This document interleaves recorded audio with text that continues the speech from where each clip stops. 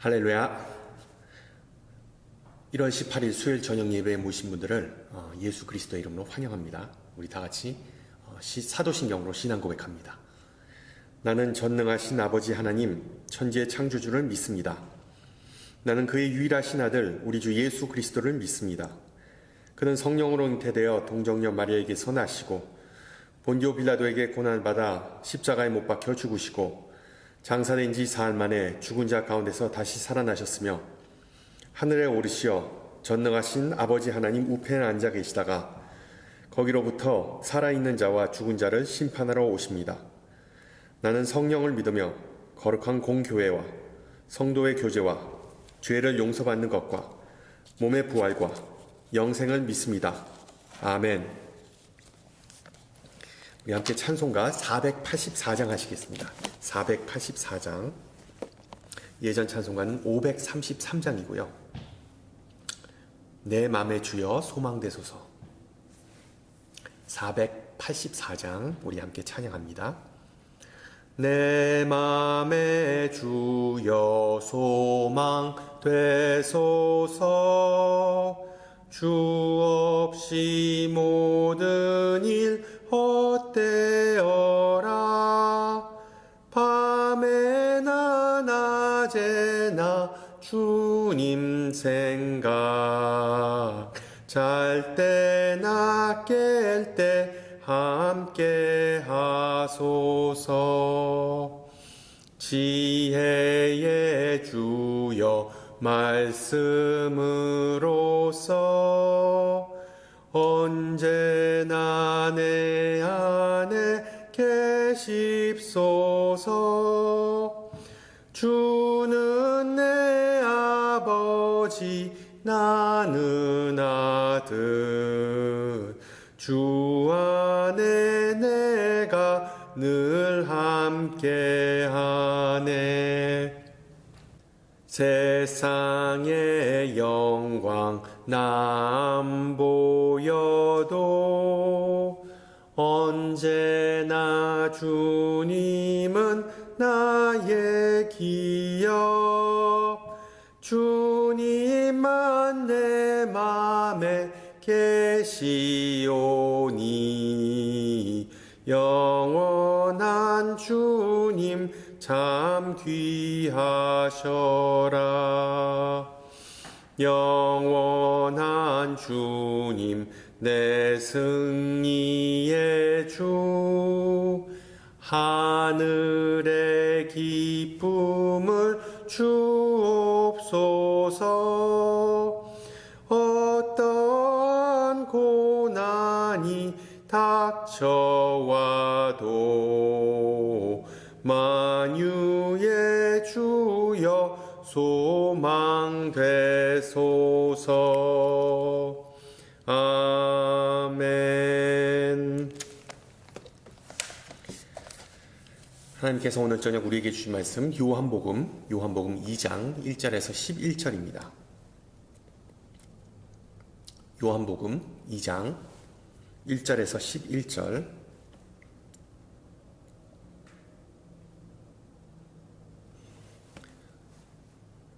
요한복음 2장 1절에서 11절 말씀을 받들어 봉독합니다. 사흘째 되던 날 갈릴리 가나에 혼례가 있어 예수의 어머니도 거기 계시고 예수와 그 제자들도 혼례의 청함을 받았더니 포도주가 떨어진지라. 예수의 어머니가 예수에게 이르되 저들에게 포도주가 없다 하니 예수께서 이르시되 여자여 나와 무슨 상관이 있나이까. 내 때가 아직 이르지 아니하였나이다. 그의 어머니가 하인들에게 이르되 너희에게 무슨 말씀을 하시든지 그대로 하라 하니라. 거기에 유대인의 정결 예식을 따라 두세 통 드는 돌 항아리 6이 놓였는지라.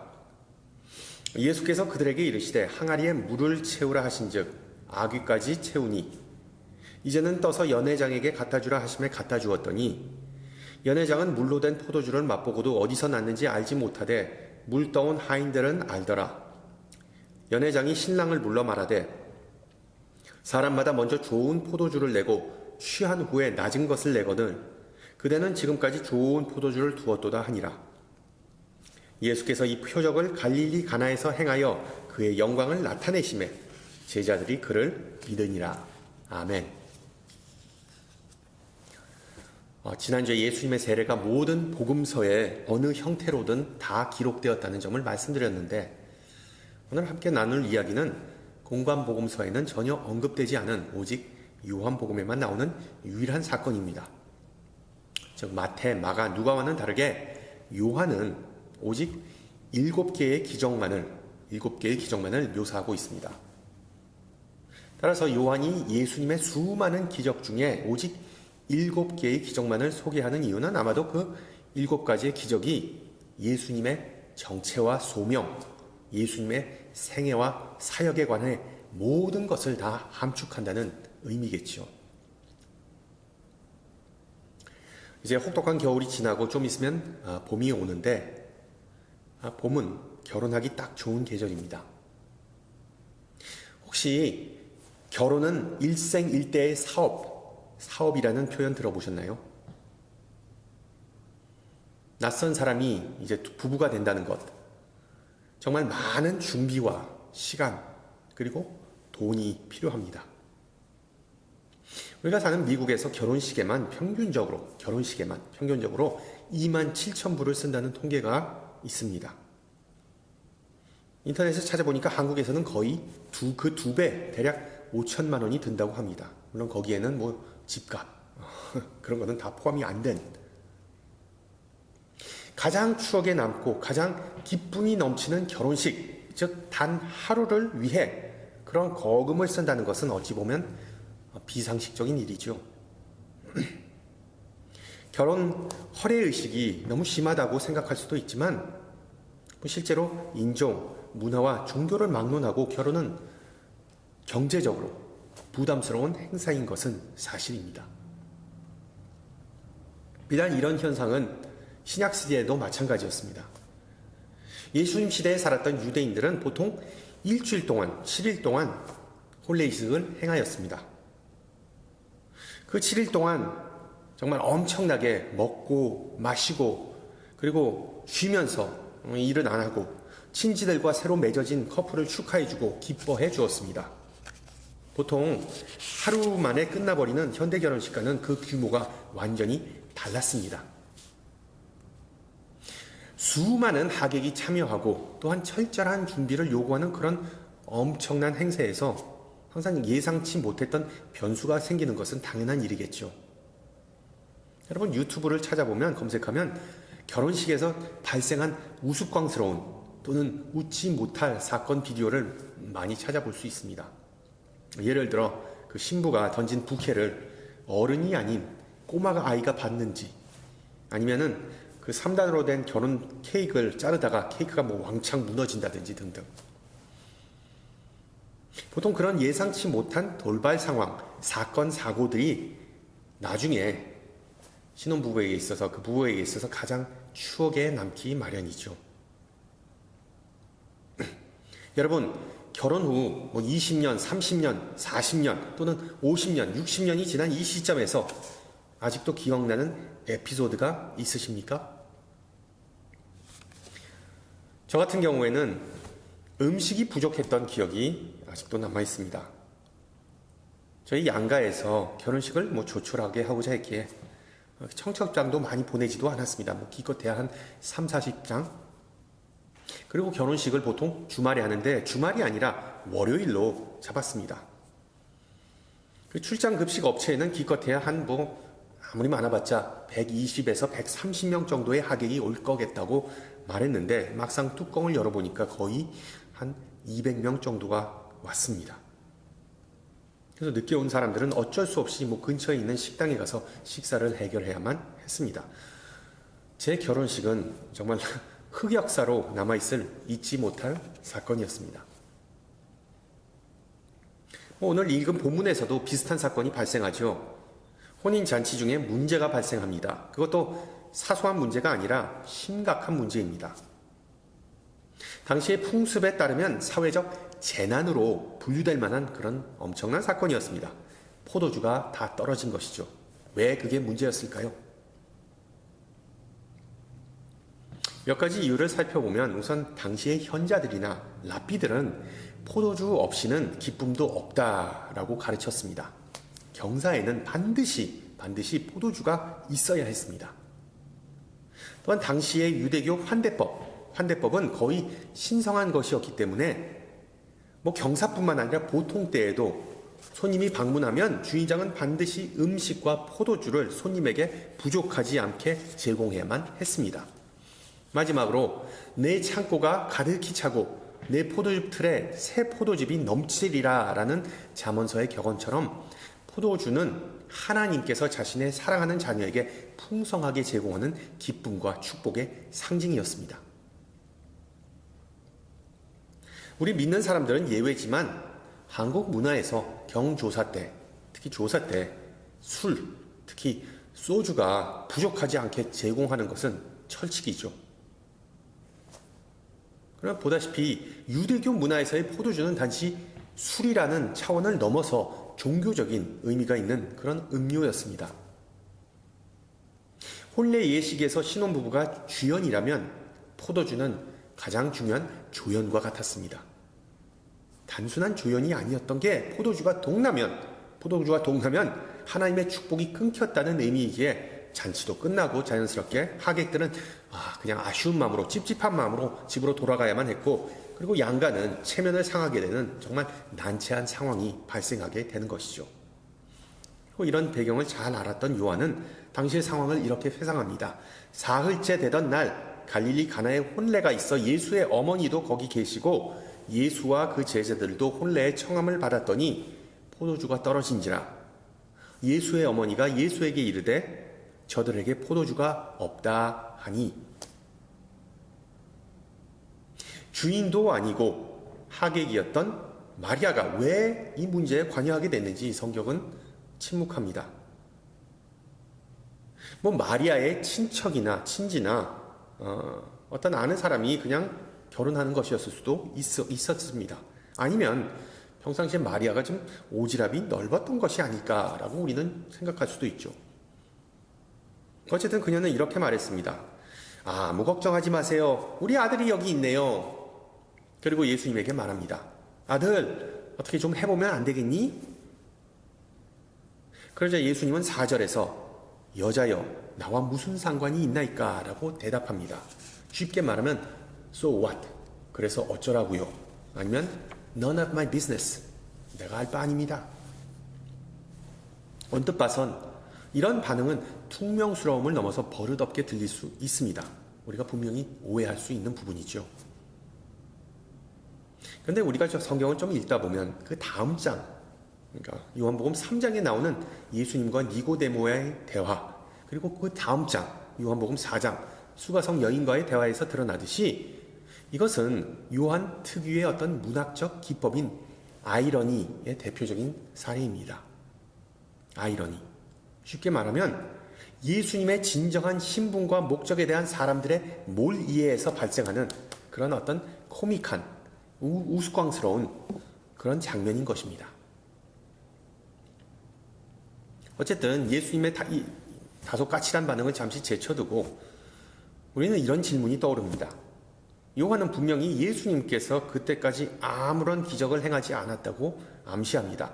그렇다면 모친 마리아는 예수님이 어떻게 거기서 해결사 노릇을 할 줄 알았던 것일까요?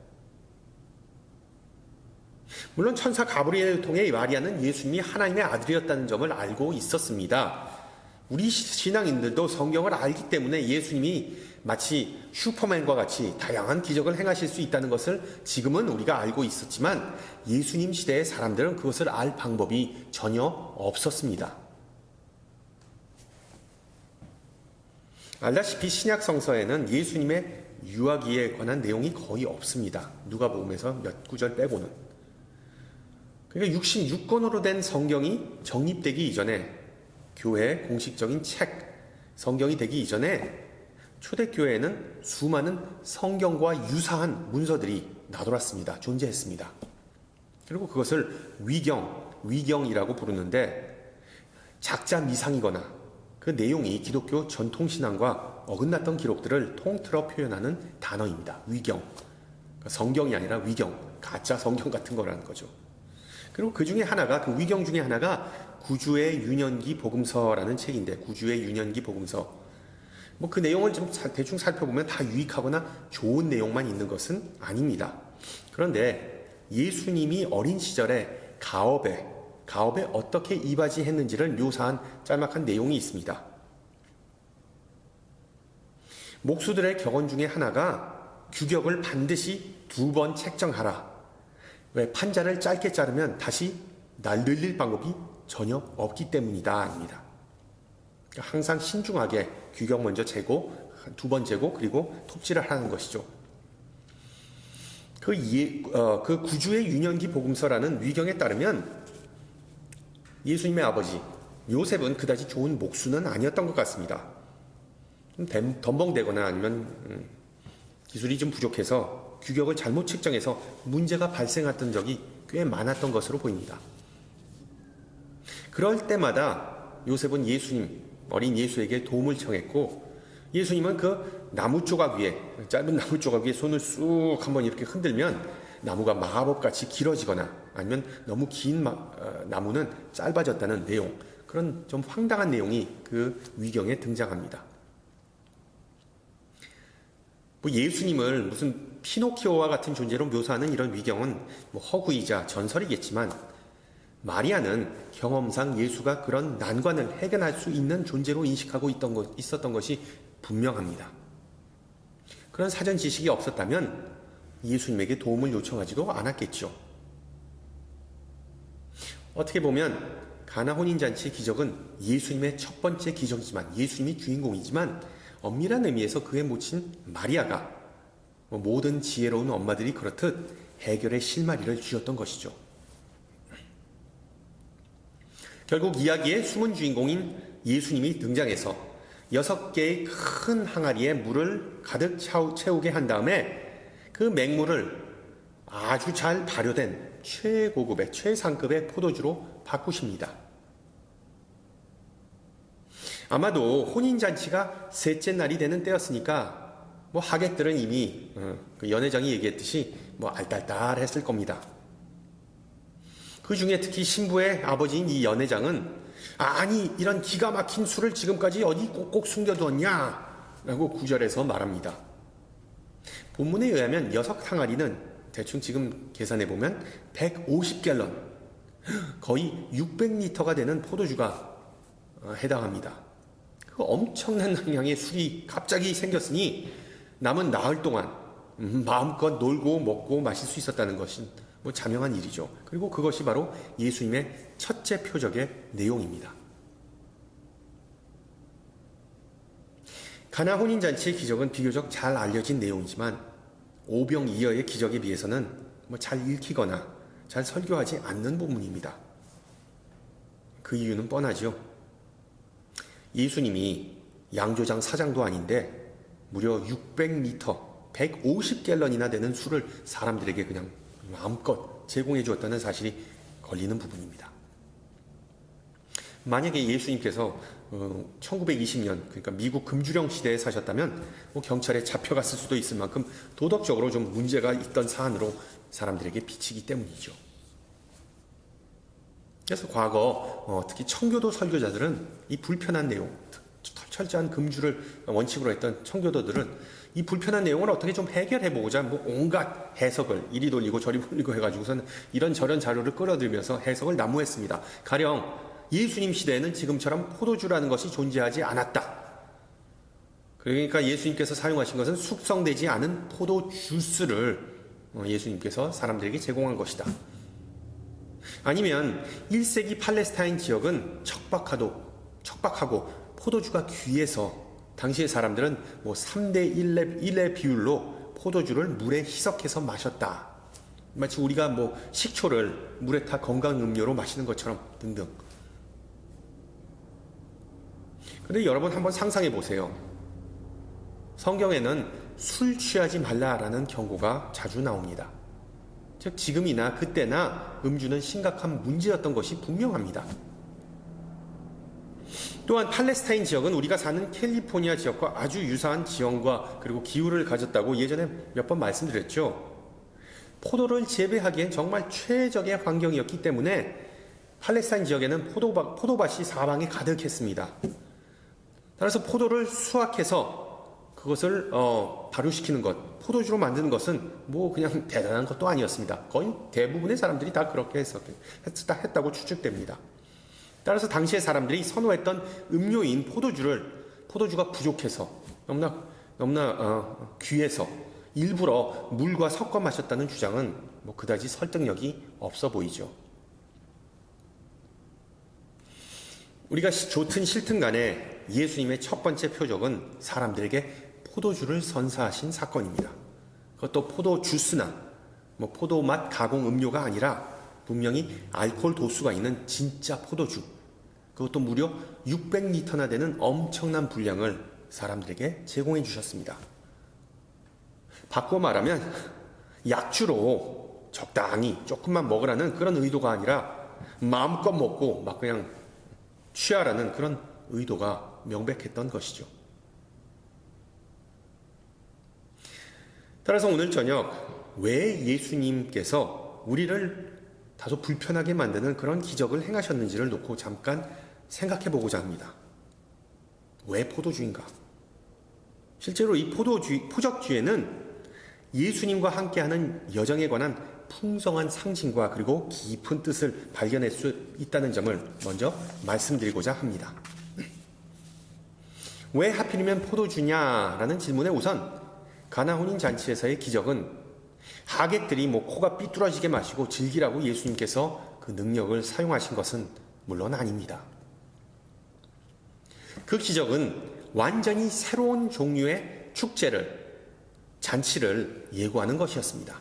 바꿔 말하면 포도주나 혼인잔치와 같은 물질적이고 영적인 축복은 이제 모든 이에게 예수님 그 자신을 통해 자유롭게 주어졌다는 사실을 가르쳐 주셨던 것이죠. 예수가 복의 근원이라는 사실, 우리가 많이 찬양하고 고백하는 내용이지만 우리는 이것을 잘 헤아리지 못하는 경우가 상당히 많습니다. 그러나 여러분, 예수님은 복의 근원이다. 이 사실, 이 진리를 알고 확신할 때 우리 삶의 태도가 근본적으로 바뀌게 됩니다. 꽤 많은 신앙인은 구약보다는 신약을 선호합니다. 왜? 구약의 하나님은 주로 신비롭고 주로 벌 주시고 분노하는 분이신 것 같다는 인식이 강하기 때문이죠. 이것은 1세기 유대인들에게도 마찬가지였습니다. 거룩하신 야훼 하나님은 그들의 일상, 그들의 현실과 무관하거나 동떨어진 분으로 인식되기 일쑤였기 때문이죠. 그런데 만약 그런 하나님이 인간이 주최하는 잔치에 갑자기 참여한다면 사람들은 상당히 부담스럽고 불편하겠죠. 그러나 예수님께서 가나 혼인잔치에 참여하신 후에는 항아리에 담긴 물뿐만 아니라 모든 것이 다 변했습니다. 포도주가 기쁨을 선사하듯 예수님의 죄 사함은 사람들에게 참된 기쁨을 선사했습니다. 요한복음은 예수님을 주로 생명수, the living water, 생명수로 비유하지만 오늘 본문에서 예수님은 마치 최고의 와인과 같은 분이라는 것을 우리는 알게 됩니다. 요한뿐만 아니라 사도 바울도 예수님을 포도주로 비유했죠. 고린도전서 11장, 이 잔은 내 피로 세운 새 언약이니 이것을 행하여 마실 때마다 나를 기념하라. 성찬식에 참여하는 이유는 우리가 죄사함을 받고 하나님의 사랑을 기억한다는 이유에서입니다. 바로 예수님에 대한 그런 기억과 확신이 우리에게 큰 기쁨과 위로와 용기를 제공해 주는 것입니다. 물론 우리가 성찬에 참여한다고 우리의 현실이 마법처럼 이렇게 변하는 것은 아닙니다. 자식들은 여전히 속을 썩이고 쌓여만 가는 빌 때문에 계속해서 빌빌거리고 해야 할 일은 태산인 것 같습니다. 그러나 이제 우리 인생에 있어 가장 중요한 사실은 복의 근원 되신 예수님 덕분에 하나님과 우리의 관계가 온전히 그리고 영원히 회복되었다는 사실입니다. 이것을 실감한 바울은 로마서에서 담대하게 고백하죠. 만일 하나님이 우리를 위하시면 누가 우리를 대적하리요? 쉽게 말하면 예수님께서 우리의 동반자라면 우리는 의기소침하거나 두려워할 게 전혀 없다라는 의미입니다. 그리고 그 동반자 예수님은 우리를 지금도 잔치로 초대하십니다. 그 잔치는 다름 아닌 예배이죠. 물론 이렇게 생각하는 사람도 있습니다. 예배가 무슨 잔치냐? 고리타분하고 했던 얘기 또 하고 또 한다. 재미있고 신나는 교회 생활이란 건 없다. 들어본 적 없다. 즐거워서가 아니라 의무적으로 신앙생활하는 사람 있습니다. 많이 많습니다. 물론 예배는 세상에서 경험하는 잔치와는 본질적으로 다릅니다. 그 성격이 다릅니다. 예배는 세상의 잔치, 그 어떤 잔치보다 비교할 수 없는 진정한 기쁨을 선사해 줍니다.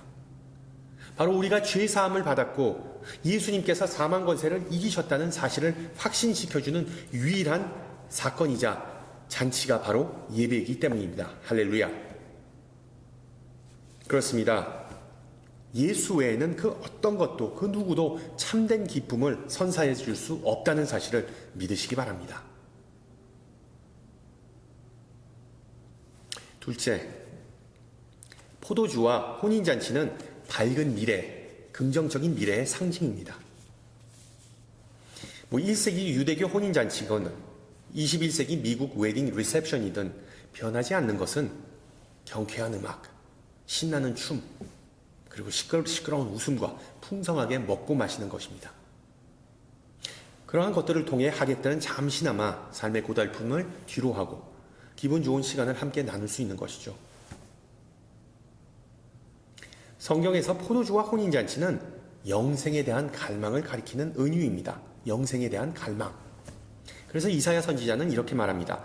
여호와께서 이 산에서, 예루살렘 산이죠, 만민을 위하여 기름진 것과 오래 저장하였던 포도주로 연회를 베푸시리니 곧 골수가 가득한 기름진 것과 오래 저장하였던 맑은 포도주로 하실 것이다.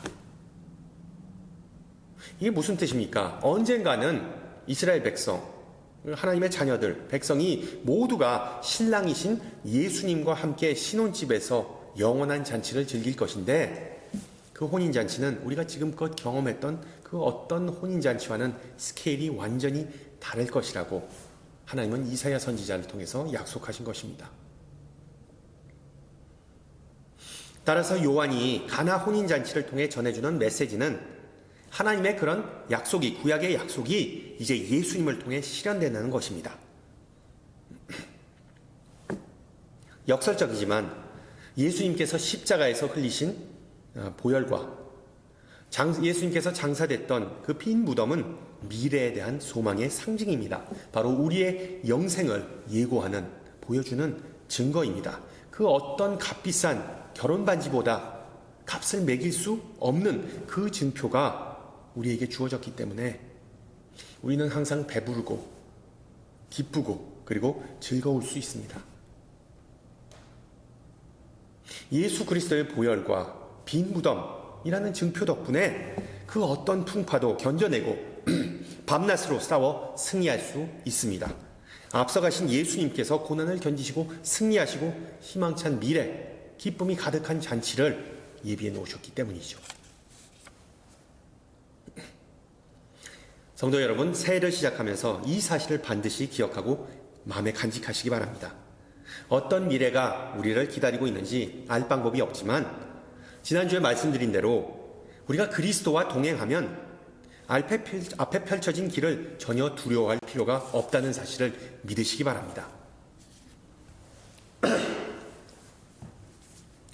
셋째, 특이하게 요한은 6개의 돌 항아리를 언급합니다. 6개의 돌 항아리. 눈여겨야 할 부분은 그 항아리들은 식수를, 먹는 물을 다 담는 그런 항아리가 아닙니다. 요한이 언급하죠. 유대교의 정결 예식에 사용하는 물통이었습니다. 보통 그러니까 손 닦고 그리고 주방 도구를 깨끗하게 관리하기 위해서 씻는 그런 물을 담아놓은 특별한 용도의 항아리였습니다. 그리고 예수님은 그런 정결의식에 쓰이는 물을 잔치에 쓰일 포도주로 바꾸신 겁니다.